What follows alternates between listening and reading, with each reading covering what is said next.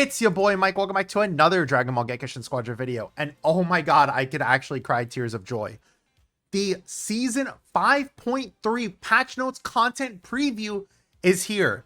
Because of Squadra Blast 3rd stage coming up soon, they are going ahead and telling us the information of buffs and nerfs a whole week early. I have said time and time again, I would like more information from Gekishin Squadra, and the more information that they give us, the better things are overall. Even if this is just because of the World Championship, the fact that they're doing this at all is insane. Let's go ahead and talk about all of the characters that are getting buffed and nerfed though. Starting off with Super Saiyan Vegeta, his skill 1 is getting buffed and his skill 3 is getting buffed. So it looks like they're going and trying to probably target the moves that are getting armor. So skill 1 and skill 3 are his main armor moves. Of course, you can get armor with the ult as well, but skill 1 and skill 3 are the ones that you're going to be using every time other than that, right? So I'm assuming that'll probably be something in terms of that adjustment. What we'll have and what we'll see is something we'll have to just wait. I've always said though that I think Super Saiyan Vegeta is just a character who isn't really peeling too much, and his kit is very basic. If we go ahead and look here, skill 1, it applies movement speed down, and thankfully they buffed that, but skill 3 does nothing. It's just armor. So what I would really like to see from this move is having it where it applies some sort of debuff to the enemy team. We saw something like that similarly with Caulifla. Caulifla had it where skill 3 just gave you energy up. Oh, sorry, the energy barrier around you, as well as giving you the movement speed up. Then they had it where it added the movement speed down. Maybe something like that can similarly happen to Vegeta, where the movement speed will be down after that. We'll have to see. Trunks, it says specifically the stats of the skill 1 burst sword. So again, we don't really know if that's going to mean the actual damage of it. I would assume it's just damage. It could also be cooldown as well. Again, Trunks buffs are always nice to see. I like to see any character that is bad being buffed. That's good. We have Android 18, who is just getting overall stat buffs for skill 2 and skill 3. Now, I don't play 18 a lot, so I'm not sure what specifically needs to happen in order for this character to look good. What I would like to see though is I've heard that skill 3 can be very effective. It's mostly just that, like, by the time you're doing your 3000 hit combo, the enemy can just burst you down so much faster, right? So maybe giving Android 18 some defense on the skill 3, maybe some energy defense while doing the excel dashes could be nice, or getting some defense on the skill 2. Again, something we'll have to just try and find out. This, I feel like, didn't need to happen. Kid Goku is already a top 2, top 3 DPS contender. That being said, there are a lot of the pro players who have gone ahead and basically all agreed that the skill 1 for Goku is probably the one that you just don't really level up a lot. It's the one that you are going out of your way to get the least because it has the least amount of impact. Skill 2, I don't really see a reason to buff this. I'd rather see this nerfed. We don't really know if they're going to be changing anything other than it just being buffs, of course, but like, best case scenario, skill 1 gets buffed, skill 2 gets nerfed, because skill 2 is a lot easier to hit than skill 1. But the skill 1 just doesn't do a lot of damage. It does like nothing. Yeah, I would say something like that. Ultimate Gohan, Rolling Hammer. I'm fine with them buffing him only because of the fact that a lot of the other technicals are so incredibly insane right now. It gives us more options. Even if he was kind of a plague on this game, that's fine. There's other better technicals at this point. If they want to go ahead and just buff Ultimate Gohan, that's completely fine. Here we go. Oh, I'm eating, dude. I'm stuffed. I'm finished. Please, waiter, no more. I can't. My belly's too big and full. Please. You're telling me that Super Saiyan 3 Goku and God Goku are gonna be nerfed in exactly the moves that I've been saying since the start needed to be nerfed? Skill 1 is being nerfed for Super Saiyan 3 Goku and God Goku skill 2. It's like, I'm okay with how these moves are in terms of what they're doing. Do I think it's entirely fair? Fuck no. I think that Super Saiyan 3 Goku's Kamehameha is insanely hard to dodge out of, and it's the reason why that it needs to be nerfed in the first place, because not only is it unfun, but it's unfair when there's skill 1 boosts going around and this guy's able to shred your entire team when every single team is basically using Super Saiyan 3 Goku at this point, whether it be for tournaments, whether it be for ranked. Something's wrong. And the fact that it doesn't reduce the damage when the distance is like the damage isn't reduced when or it's not distance based when it's max charge, it's so stupid, because it's like you can just get beamed from 3,000 miles away, have no counterplay at all, and you just lose. So the fact that they're targeting this and making it where this is the part of his passive, or this is the part of his kit that is getting touched upon, that's good. It's the same exact thing for God Goku. Do I think that skill 1 isn't at least a little bit broken? I think it definitely is. The amount of damage you can do in the small amount of time is insane. But his skill 2, being able to just beam from so far away, you can go through walls.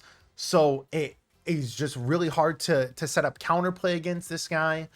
And not to say that it doesn't exist, by the way. I'm just saying that it's very hard to counter, is my point, right? So the fact that you can have it where you're just beaming infinitely, especially with Elder Kai boost as well, you're just beaming infinitely and doing just free damage.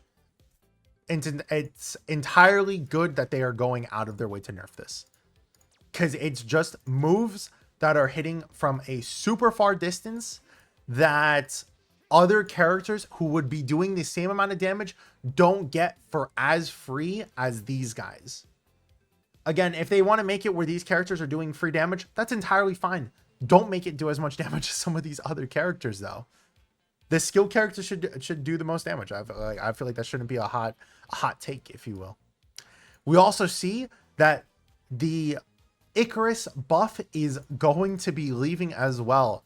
They recently changed it and made it where the Icarus no longer, or Tau as well, no longer hits the wall. They did that, was right, no, it was right before. Where are you at? Change so that the being hit no longer halts movement. So it means that if you were, well, obviously hit, you just would be stopped when using that helper. So what it became was it became a meta where literally tanks were supposed to go dive in for tower, Tau out, wait like 30-40ish seconds, go in, do more damage, Tau out, and the enemy had zero counterplay.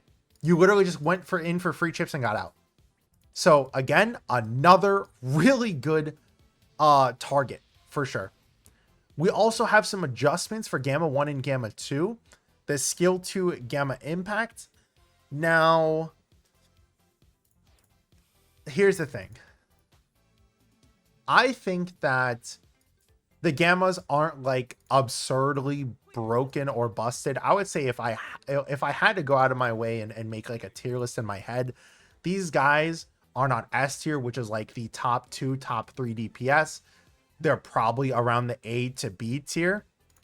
But there's one thing that everyone can agree on, and that it's the skill 2 is kind of stupid for what it does. The amount of cooldown that this move has is the exact same for the extra HP like effect. So I don't remember again what the cooldown of it is, but the extra HP lasts for 10 seconds or like 8-ish seconds because of the fact that the cooldown is 8 seconds, right? So you're just literally spamming and getting free health a lot of times. Again, though, I don't think Gammas are like an absurdly broken character.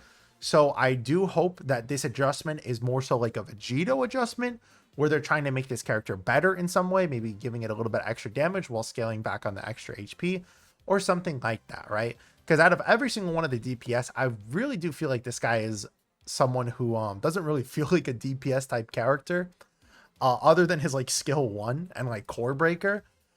Other than that, you're not really doing like an absurd amount of damage like some of these other DPS characters can do. So maybe just giving that a little bit of a damage boost on skill 2 could help out these guys a lot. We'll have to see though. Maybe they'll give him like an attack boost for however long the extra HP time is, but they make it where like the extra HP is like scaled back a little bit, if that makes sense. Like kind of like giving himself like a Kid Gohan type boost in a sense. We also have the last thing here, which is the quick zone helper. I believe this is the thing that they targeted in the last patch notes. Yeah, they made it where the increased step efficiency effect went from 80 to 70%. And then they made it where the maximum value that you can get from step efficiency was 70%. Considering that they were just emergency nerfed, I don't really know what they're gonna do here. Like, what would they change for quick zone? It's movement speed up and increased step efficiency. The thing is, at this point, everyone's using the flagged helper to just get the massive amount of movement speed to your allies, and also for build up stacks, because you can just put the helper down and then it counts as getting an assist on kills, it counts as getting an assist on minions, it counts on all of those things. So maybe what they'll do is they'll make it where, what if they make it where Bubbles and Bola just have it where the effect lasts longer after you leave the zone. So like, instead of having it where the helper is put down and you can have the effect for like 1 to 2 seconds after leaving the ring, what if it's like 5 to 6 seconds after you leave the ring?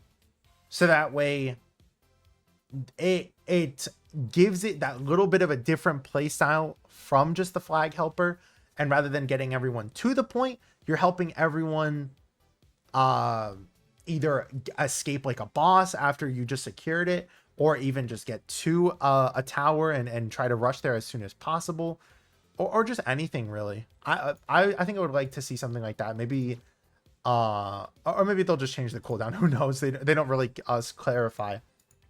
Either way though, I think this is an amazing patch notes.